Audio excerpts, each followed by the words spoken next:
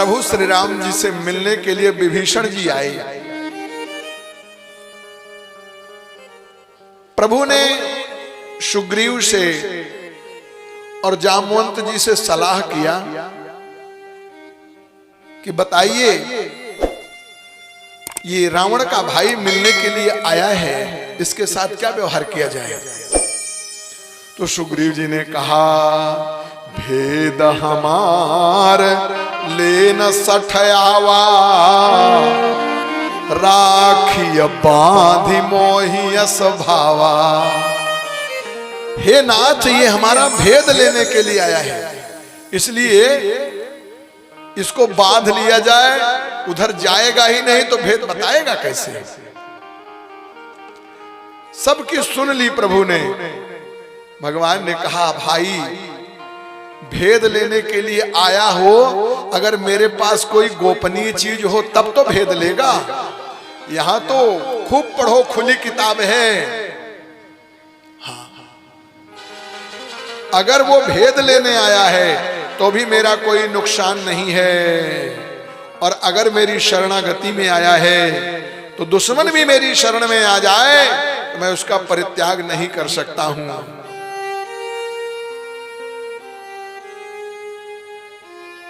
उसे दोनों प्रकार से मेरे पास लाया जाए, ये प्रभु का आदेश हुआ। और विभीषण को प्रभु ने हृदय से लगा लिया, अपने यहां मंत्री के पद पर रखा। कहने का तात्पर्य है कि अयोध्या में उतनी संरक्षा नहीं थी जितनी लंका में। महाराज हनुमान जी लंका में जब प्रवेश करते हैं तो साक्षात लंकिनी ही पहले हनुमान जी को टोकती है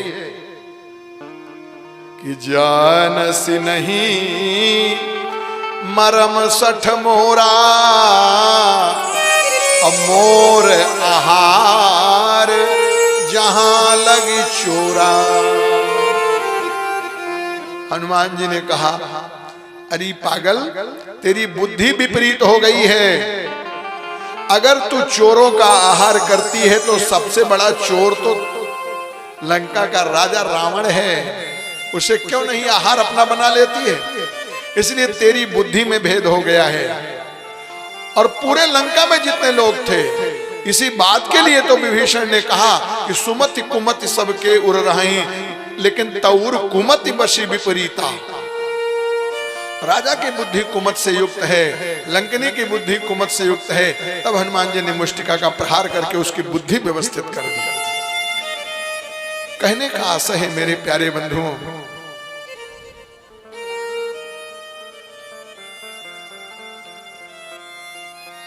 संरक्षा वही होती है जहां अन्याय से उपार्जित धन संकलित किए जाते हैं, जहां यह भय रहता है कि मेरा भेद न खुल जाए। ऐसे ही प्राग ज्योतिषपुर का राजा भौमासुर इतनी बड़ी व्यवस्था बनाए था, कोई जा नहीं सकता। देवराज इंद्र भी परेशान थे। मैंने बताया कि उनकी माता अदिति का कुंडल, वरुण देवता का छत्र और मणि पर्वत उठा ले गया था। देवराज इंद्र कुछ नहीं कर पाए। भगवान कृष्ण से मदद मांगी, प्रभु आप ही समर्थ हो, मेरी माँ का कुंडल, वरुण का छत्र और मेरा मणि पर्वत वापस करा दो। भगवान ने कहा कोई बात नहीं। भगवान गरुड़ पर सवार होकर के आए, साथ में सत्यभामा जी भी थी और मुर्दैत्य को मार दिया। अंदर प्रवेश किया भौमासुर, लड़ने के लिए आया, भौमासुर को मार दिया। भगदत्त की दादी या यूं कहें भौमासुर की जो मां थी पृथ्वी, वो जान गई कि हम भी अगर ये मेरा पोता मतलब मेरे बेटे का बेटा उल्टा सीधा करेगा, अभी मारा जाएगा तो मेरे राज्य में कोई न रह जाएगा। इसलिए पृथ्वी आकर के भगवान के चरणों में पड़ करके स्तुति करने लगी। नमस्ते देव देवेश शंख चक्र गदाधर भक्ते क्षोपात रूपाय परमात्मन नमोस्तुते। नमः पंकजनाभाय नमः पंकजमालिने नमः पंकजनेत्राय नमस्ते पंकजांघ्रये। पृथ्वी ने प्रार्थना किया, हे प्रभु, हे कमल नयन, आपकी महिमा को मेरा बेटा नहीं समझ पाया। खैर, आपने जो किया बहुत अच्छा किया। आपके चरणों में मैं प्रणाम करती हूँ। ये मेरा पोता भगदत्त है, इसे आप अपनी शरण में रख लीजिए, क्योंकि पृथ्वी को पता है कि भगवान के क्रोध से बचने का एक उपाय है। चाहे जितना बड़ा अपराध आपने किया है, दोनों हाथ फैला करके उनके चरणों में साष्टांग लेट जाइए। तो महाराज, सबसे बड़ा अपराध ब्राह्मण वध कहा गया है। एक ब्राह्मण नहीं, आपने करोड़ ब्राह्मण की हत्या की हो, लेकिन भगवान के सामने शरणागति हो जाओ हाथ फैला करके, तो भगवान आप पर फिर अस्त्र नहीं उठाएंगे, क्योंकि भगवान का स्वभाव है कोटि विप्रबध लागई जाहू, कोटि विप्रवर जाहि न काहू, कोटि विप्रबध लागई जाहू, कोटि विप्रवर लागहि जाहू, आए शरण तजऊ नहीं ताहू, आए शरण तजहु नहीं काहू, आए शरण तजऊ नहीं ताहू, आए शरण तजहु नहीं काहू, कोटि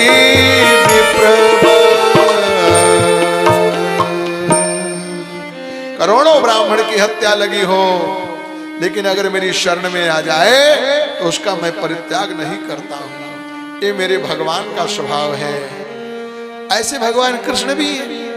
पृथ्वी बड़ी समझदार थी, भगदत्त को ला करके चरणों में डाल दिया। तस्यात्मजोयम तव पाद पंकजम भीतः प्रपन्नार्ति हरोपसादितः तत्पालयैनम कुरु हस्त पंकजम शिरस्य मुस्याखिल कल्मषापहम। हे नाथ, मेरे प्यारे बंधुओं, जीव की चतुराई इसी में ही है कि जितनी जल्दी हो सके किसी संत सदगुरु का आश्रय लेकर के भगवान की शरणागति स्वीकार कर ले। भगवान के पूर्णतया सर्वतो भावेन शरणापन्न हो जाए तो शरणापन्न होने का लाभ जानते हैं। भगवान का जो कुछ है वो शरणापन्न प्रपत्ति का हो जाएगा। शरणागति बहुत ऊंची चीज है, और जब तक जीव भगवान की शरणागति नहीं स्वीकार करेगा तो पुनरपि जननम पुनरपि मरणम पुनरपि जननी जठरे शयनम, बार बार जन्मता और मरता रहेगा।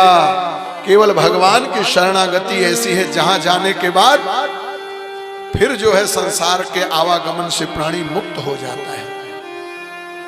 भगदत्त ने भगवान की शरणागति स्वीकार कर ली। भगवान ने अभय पद दे दिया, वत्स तुम्हें कोई चिंता नहीं है। लेकिन एक चीज है, भगवान की जब शरणागति स्वीकार करो तो कपट छोड़ करके। शरणागति का मतलब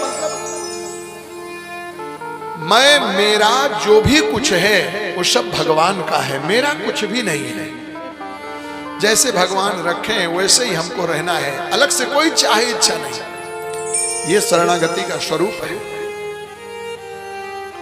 आप विचार करें, विभीषण राम जी की शरणागति स्वीकार करते हैं, शरण में आए, लेकिन शरण में आए तो राम जी के ही अनुरूप रहे। राम जी ने एक बार परीक्षा ली विभीषण की कि देखें अब भी परिवार के प्रति इसके हृदय में ममता है कि नहीं है। महाराज, रावण सम्रांगण में आ गया गदा लेकर के, राम जी से युद्ध हो रहा था। विभीषण जी ने देखा कि मेरे प्रभु के ऊपर रावण गदा का प्रहार कर रहा है, तो विभीषण जी आगे आ गए, रावण से लड़ने लगे। बोले, अरे मूर्ख, राम विमुख सठ चाहसी संपदा, असकई हनस माझ उर गदा। राम के विमुख होकर के तू संपत्ति चाहता है। देख, राम के चरणों में रहने वालों की संपत्ति होती है कि राम के विमुखों की संपत्ति होती है। ऐसा कह करके विभीषण ने ललकार करके रावण के छाती पर गदा मारी। रावण घुर्मित होकर के गिर गया, फिर उठा और उसने सोचा यही भाई ही तो दुष्ट है जिसकी वजह से इतना बड़ा संग्राम हो रहा है। ये जाकर के रामादल में मिल गया है, अच्छा हुआ कि इसी बहाने सामने आ गया, इसको मैं मार दूं तो सारा काम समाप्त हो जाएगा। और तुरंत उसने ब्रह्मास्त्र का प्रयोग कर दिया जो निष्फल नहीं हो सकता। धनुष पर बाण चढ़ाया और विभीषण को लक्ष्य करके मार दिया। अब प्रभु श्री राम जी महाराज लड़ रहे थे, थके हुए थे। सरकार ने सोचा विभीषण को मैंने लंका का राज्य दिया है, सभी बंदरों के सामने देवताओं को साक्षी करके, और अगर विभीषण कहीं मर गए तो मेरी वाणी मिथ्या हो जाएगी। इसलिए रावण के द्वारा छोड़ा हुआ ब्रह्मास्त्र विभीषण की तरफ आ रहा था। राम जी महाराज फुर्ती से खड़े हुए और तुरंत विभीषण पाछे मेला, सन्मुख राम सहो सोई सैला। लागी शक्ति मुरुछा कछु भई, प्रभु कृत खेल सुरन बिकलई। भगवान के लिए तो ये मात्र खेल था। देवता बिकल हो गए कि राम जी को शक्ति लग गई, अब बेकार है, ब्रह्मास्त्र लग चुका है।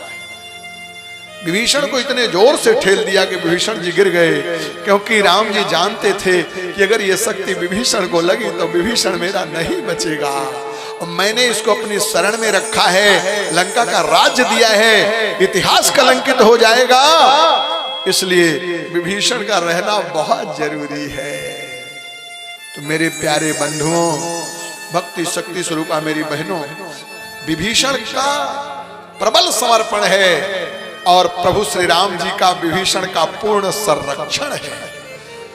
अगर भगवान की कृपा हमें नहीं मिल रही है, भगवान की कृपा से हम वंचित हैं, तो हमारे समर्पण में ही कहीं कोई कमी होगी। भगवान की कृपा में कमी नहीं हो सकती। तो मेरे प्यारे बंधुओं, भगदत्त की शरणागति हुई। भगदत्त ने अंदर का सब भेद बता दिया। प्रभु चलिए आपको दिखाएं। मेरे पिताजी ने 16,100 कन्याओं को बंदी बना रखा है। मेरी बहनों, भगवान गए, भगदत्त से बोले ताला खोलो।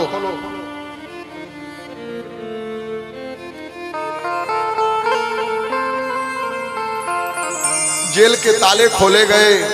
महाराज बेचारी 16,100 महिलाएं सूख के एकदम दुबली पतली हो गई थी। भगवान का दर्शन करते ही उनकी आंखों से झरझर अश्रुधारा बहने लगी। प्रभु, मुझे कौन छुड़ा सकता था? इस अपार संकट से मुझे मुक्ति कौन दे सकता था?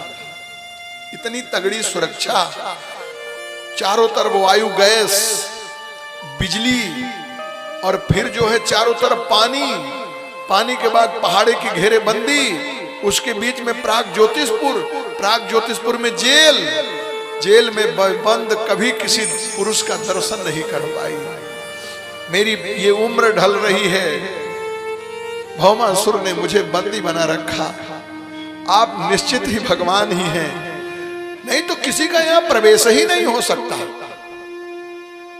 प्रभु ने कहा, देवियों तुम लोग चिंता मत करो, अब मुक्त हो गई हो, अपना अपना पता बताओ और तुम लोगों को तुम्हारे हम घर पहुंचा दें।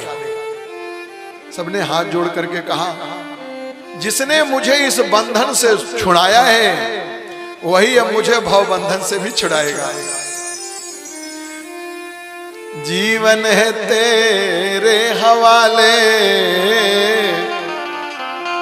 जीवन है तेरे हवाले मुरलिया वाले, जीवन है तेरे हवाले मुरलिया वाले, जीवन है तेरे हवाले मुरलिया वाले, जीवन है तेरे हवाले मुरलिया वाले। जीवन है तेरे हवाले मुरलिया वाले, हो मुरलिया वाले, हो बसुरिया वाले, हो मुरलिया वाले, हो बसुरिया वाले।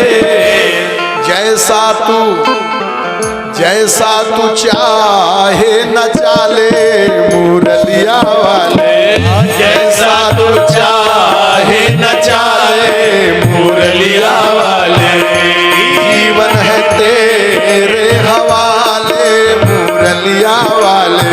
दोनों हाथ से ताली बजा करके प्रेम से भजन गाना मुरलिया वाले।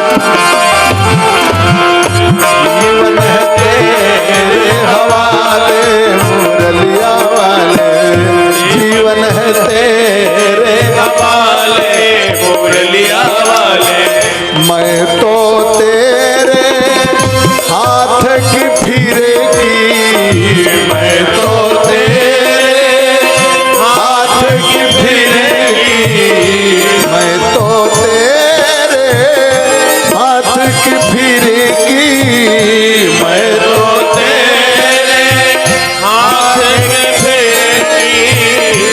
जैसा तू चाहे घुमा ले मुरलिया वाले, जैसा तू चाहे घुमा ले मुरलिया वाले, जीवन है तेरे हवाले मुरलिया वाले, जीवन है तेरे हवाले मुरलिया वाले।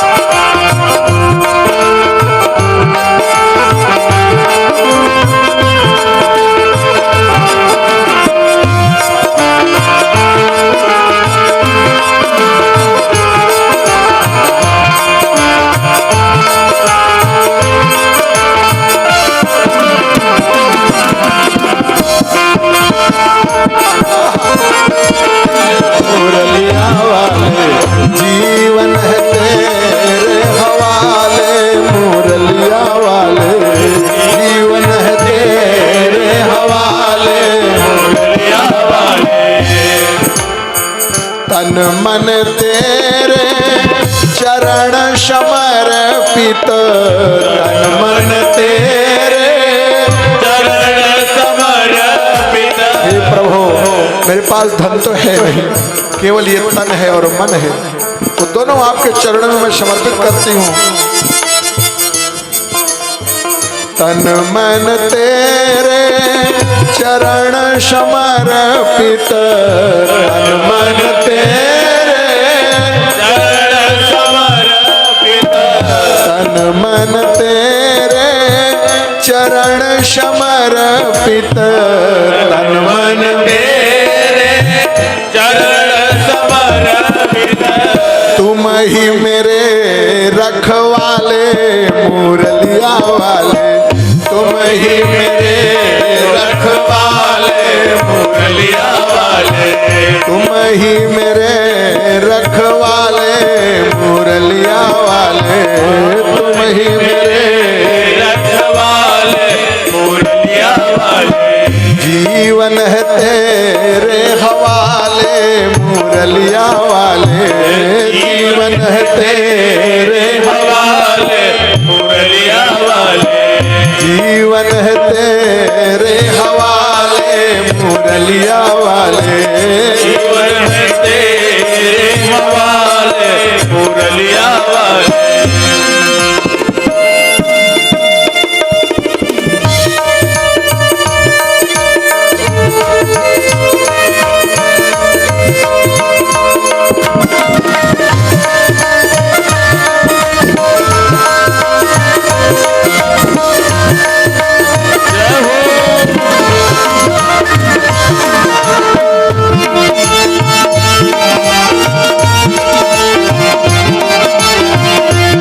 मुरलिया वाले ओ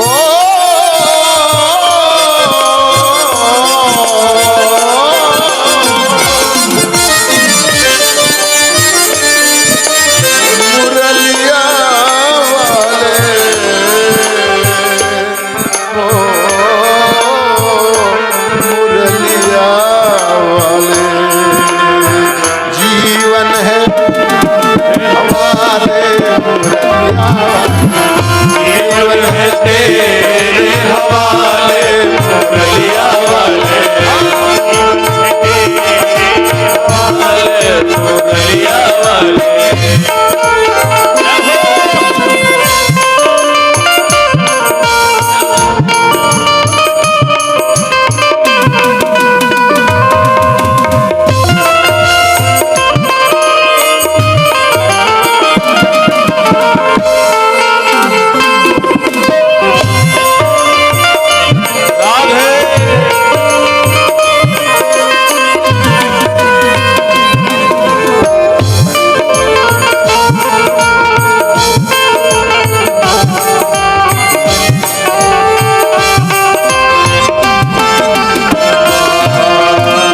मैं तो तेरे रूप की जोगन, मैं तो तेरे रूप की जोगन, मैं तो तेरे रूप की जोगन, मैं तो तेरे रूप की जो जैसा तू चाहे न चाले, जैसा तू चाहे न चाले मुरलिया वाले, जैसा तू चाहे न चाले मुरलिया वाले, जीवन है तेरे हवाले मुरलिया वाले, जीवन है तेरे हवाले मुरलिया वाले।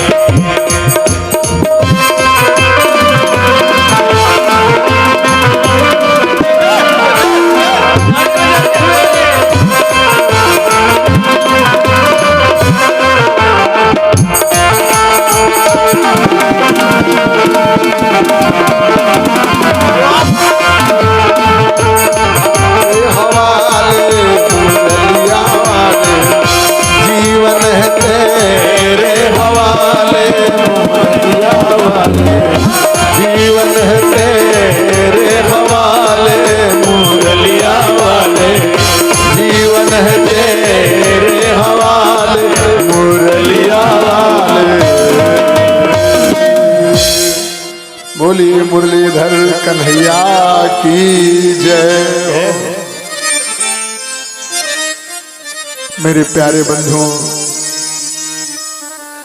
उन देवियों का ऐसा सुंदर समर्पण सुन करके भगवान कृष्ण का हृदय भर आया। गरुड़ जी से बोले, इन सब देवियों को द्वारिकापुरी पहुंचाओ और हम सत्यभामा जी के साथ जरा अमरावती जाएंगे, क्योंकि देवता की इंद्र की माता अदिति का कुंडल उन्हें वापस देना है, वरुण का छत्र देना है मणि पर्वत। गरुड़ जी तो केवल आदेश देना है, बस भगवान की सेवा में तत्क्षण तैयार। 16,100 युवतियों को ले जाकर के पहुंचा दिया द्वारिकापुरी। पुनः आ गए और सत्यभामा को भगवान कृष्ण को लेकर के पहुंचे अमरावती। इंद्र को बुला करके जो भी उनकी वस्तुएं थी सब समर्पित किया। देवराज इंद्र बहुत गिड़गिड़ाए, चरणों में प्रणाम किया, प्रभु महान है आप, बहुत दुष्ट था महाराज, उसके आतंक से हम सब देवता कांप गए थे। चलो कोई बात नहीं, आपकी वस्तु आपको मिल गई, अब आप आनंद करो। सत्यभामा जी साथ में थी, बोली नाथ जरा स्वर्ग में आए हैं तो नंदन वन देख लिया जाए। नंदन वन में सत्यभामा के साथ भगवान गए। वहां बड़ा सुंदर एक पारिजात का पेड़ था। सत्यभामा जी का स्वभाव है, वो जो है वाटिका लगाना ज्यादा पसंद करती हैं। अपने अपने लोगों की अलग अलग आदतें होती हैं। उनको फुलवाड़ी से बड़ा प्रेम है। तो सत्यभामा जी बोली भगवान कृष्ण से, हे प्रियतम, ये कल्प वृक्ष ले चलते तो हम अपने बगीचे में लगा लेते वहां द्वारिकापुरी में। भगवान कृष्ण ने कहा, देखो देवी, ये स्वर्गीय वृक्ष है और इस कल्प वृक्ष से ही स्वर्ग की समस्त कामनाएं पूर्ण होती हैं। और जहां हम कल्प वृक्ष की बात करेंगे ना, तो तुरंत इंद्र जो है रुष्ट हो जाएंगे। अब सत्यभामा ने कहा, कैसे मेरे पति हो, एक पेड़ मांगा है आपसे तो आप कहते हो कि नहीं ले चलेंगे। यही समझ करके मैंने आपका वर्ण किया। महाराज, देवियों से भगवान बचावे, कब कहां क्या करा दें। पूरा जो है बावनोगढ़ की लड़ाई इन्हीं सब ने करा दिया। कभी कभी पति को ललकारती है, बैठो घर में चूड़ी पहन करके, हम जा रही हैं, देखती हूँ अभी कैसे क्या, इनकी हिम्मत कैसे इतना बोल के चले गए हमारे द्वार पे आके। शांति न देंगी, धैर्य न देंगी। ऐसी ही सत्यभामा बोली, कैसे मेरे पति हो, एक वृक्ष नहीं, मेरी एक इच्छा हुई। कृष्ण ने कहा, अच्छा भाई चलो ठीक है। कहते हैं देवराज इंद्र से, भगवान आए, बोले देवराज, ये जो है कल्प वृक्ष मेरी सत्यभामा ले जाना चाहती है, अपने उद्यान में लगाएंगी और मैं इसे ले जाऊंगा। तो इंद्र ने कह दिया, ययाच आनम्य किरीट कोटि भी पादौ स्पृशन्नच्युत मर्थ साधनम सिद्धार्य एतेन विगृह्यते महा नहो सुराणाम च तमोधिघाढ्यताम। बोले महाराज, भाई ये आप जो मेरी माता का कुंडल ले आए और वरुण का छत्र ले आए, मणि पर्वत ले आए, ये सब इसी कल्प वृक्ष की देन है। अब बताओ, आप कल्प वृक्ष लिए जाओगे तो हम लोग देवता क्या करेंगे। भगवान ने कहा, भाई हम तो ले जाएंगे, मेरी पत्नी की इच्छा है, नहीं तो हमेशा ही धिक्कारेगी हमको। बोले तो महाराज, हमें हरा करके ही ले जा सकते हो। श्री सुखदेव जी महाराज परीक्षित जी को कथा सुनाते हुए कहते हैं, परीक्षित जी देखो देवता कितने स्वार्थी होते हैं। भगवान इतना बड़ा काम किए, इंद्र को कहना चाहिए प्रभु आपकी चीज है ले जाओ चाहे छोड़ दो, जैसा रखोगे वैसे रहेंगे। लेकिन देवराज इंद्र स्वार्थ में भगवान कृष्ण से लड़ाई ठान ली। और महाराज फिर क्या था, भगवान कृष्ण से कौन टक्कर ले सकता है। परास्त कर दिया देवराज इंद्र को और उस वृक्ष को उखाड़ लिया, गरुड़ पर रख करके ले आए और सत्यभामा जी के उद्यान में लगा दिया।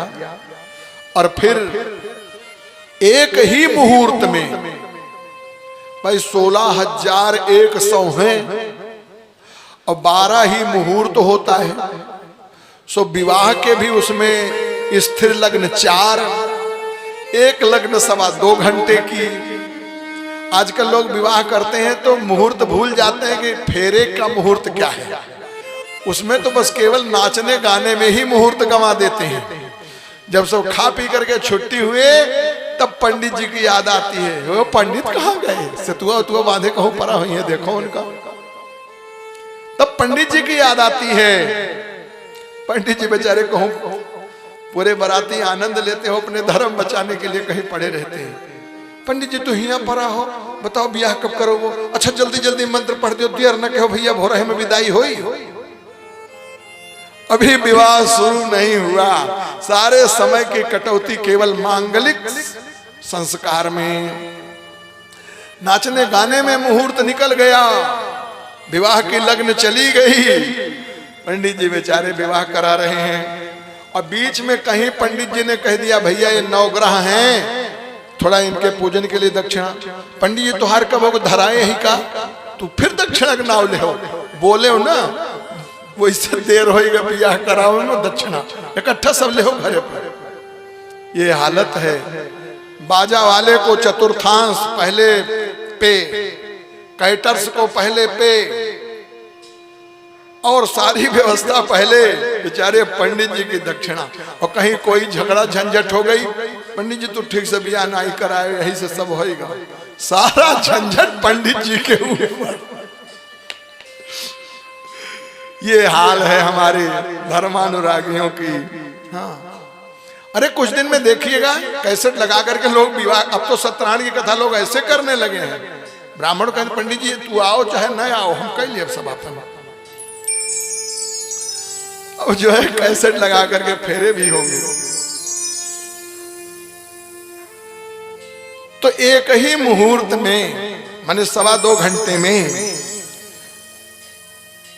16,100 देवियों के साथ भगवान ने उतने रूप धारण करके अलग अलग मंडप में भगवान ने सबके साथ विवाह किया। ये भगवान को ही मुबारक हो। अथो मुहूर्त एकस्मिन् नानागारे सुता स्त्रियः यथोपये में भगवान तावद्रूप धरो व्ययः। एक थोड़ी हास्य बात मुझे याद आ गई, मेरी बहनों बता दें। आजकल लोग जैसे विवाह करते हैं वैसे उसका परिणाम भी होता है। इसलिए मांगलिक कार्यक्रम के समय की कटौती नहीं करनी चाहिए। वधू प्रवेश का मुहूर्त होता है, फेरे का मुहूर्त होता है, और जो पंडित जी मुहूर्त बतावें ध्यान देना चाहिए, उसी में फेरे होने चाहिए। एक मिलिट्री के रिटायर्ड कोई अधिकारी थे, उन्होंने एक मिलिट्री के लड़के से अपने बेटी की शादी की। पहले तो समधी जी जाया करते थे समधिया ने बहू को लाने के लिए। एक बार उन्होंने कहा देखो हमारे दामाद जी छुट्टी पर आए तो उनको भेज देना। समधी जी ने कहा ठीक है वही आएंगे जाएंगे, हमको कौन सी बड़ी परेशानी है, हम क्यों आए जाएं। अच्छा हुआ एक काम से छुट्टी मिलेगी, हम बूढ़े बुजुर्गों को क्या शौक लगी है। संयोग की बात दामाद जी घर आए छुट्टी पर, उसी समय फोन आ गया उनके ससुर जी का। समधी से बात करते हैं और समाचार सब बढ़िया है। हाँ बहुत दिन हो गया, आना जाना इधर नहीं हो रहा है। अरे बोले हमारा क्या, आ गए हैं आपके दामाद जी, कहीं तो इनको भेज दे। अरे बहुत बढ़िया है। और उस समय बहू रानी अपने मायके में ही थी, बढ़िया वही ससुराल की पाई हुई मोटरसाइकिल से दामाद जी नहर के पटरी पटरी, बहुत दूर ससुराल नहीं थी, शाम के वक्त पहुंच गए। सोचे कि एक दुकान थी वहां, यहीं थोड़ा सा बाल वाल सेट कर लें, थोड़ा चाय पानी पी लें, नहीं तो झुराए झुराए ससुराल जाएंगे तो ठीक न लगेगा। अपनी मोटरसाइकिल खड़ी की गए दुकान पर। संयोग की बात, उस दुकान पर ससुर जी पहले से बैठे थे। आइए आइए दामाद जी, ओहो आज मेरे बड़े भाग्य, अच्छा हुआ आप आ गए। कब आए छुट्टी से? हाँ हाँ प्रणाम पहले के हुआ। ठीक ठीक, लीजिए लीजिए समोसा खाइए। नहीं नहीं नहीं समोसा तो मैं नहीं खाता हूँ। अरे तो कुछ पी लीजिए, मिठाई खा के, 2 पेड़ा खा के पानी पी लो। बेचारे पेड़ा खा के पानी पिए। बोले दामाद जी वहां तो चलता होगा ना मिलिट्री में?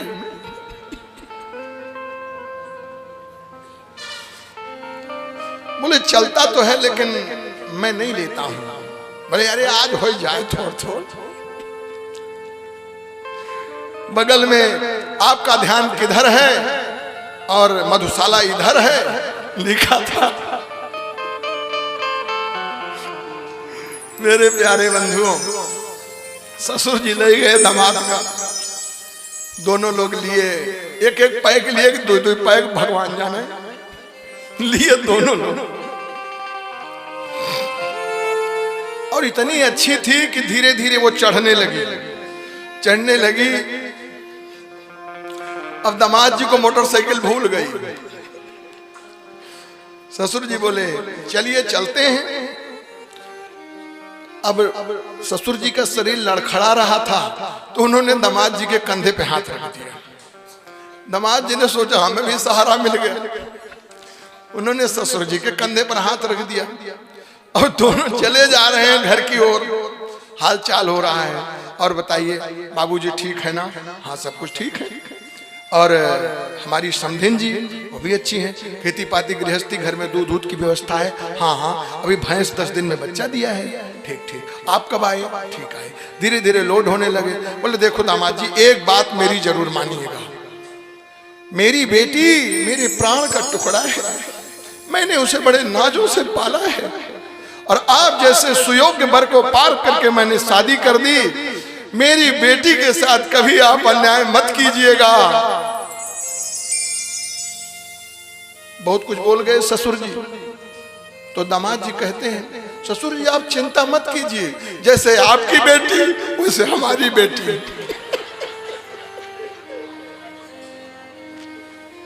कोई परेशानी की बात नहीं है, हम उसे कभी कोई कष्ट नहीं देंगे, आप चिंता मत कीजिए।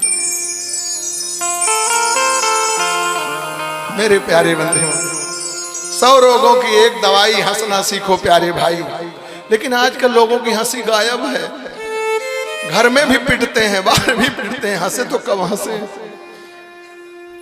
अगर घर में आकर के हंस दिए तो पत्नी यही कहेगी काहे हंसत तो हो, क्या बात है, हम मिले ने तो कहां से बते। खैर चलिए, थोड़ी सी हंसी जरूरी थी।